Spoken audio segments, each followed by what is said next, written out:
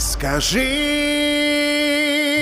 детям, что деньги дети, что самый честный не будет предан, и только смелый он станет вечным.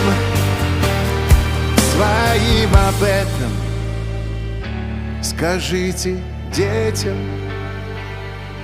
скажите детям,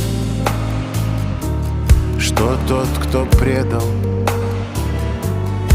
легко спал ночью, легко обедал.